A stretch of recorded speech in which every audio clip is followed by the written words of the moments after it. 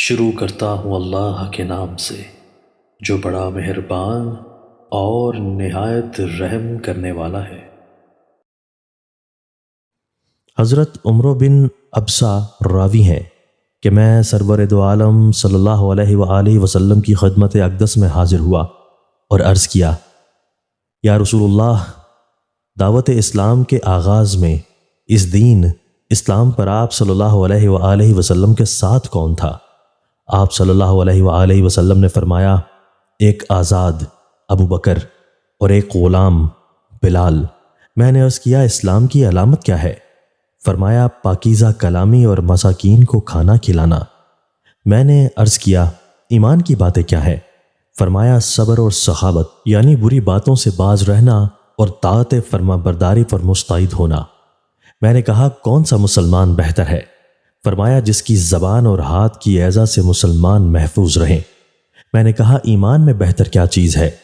فرمایا، یہ کہ تم اس چیز کو چھوڑ دو جس سے تمہارا پروردگار ناخوش ہوتا ہے۔ میں نے کہا، جہاد میں افضل کون ہے؟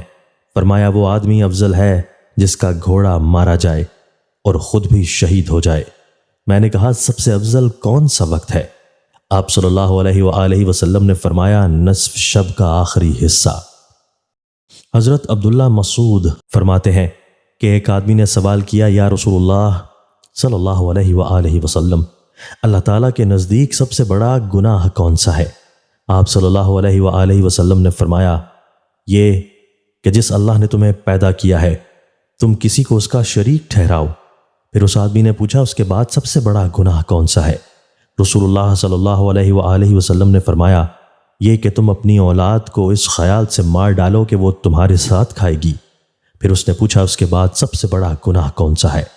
رسول اللہ صلی اللہ علیہ وآلہ وسلم نے فرمایا، یہ کہ تم اپنے ہمسایہ کی بیوی سے زنا کرو۔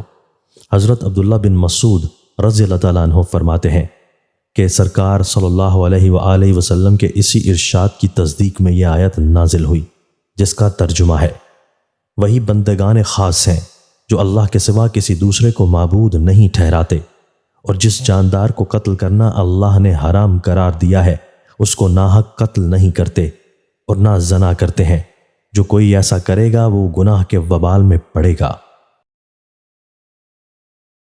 دوستو، اللہ تعالی ہمیں ان احادیث مبارکہ پر عمل کرنے اور اپنی زندگیوں کو سنوارنے کی توفیق عطا فرمائے۔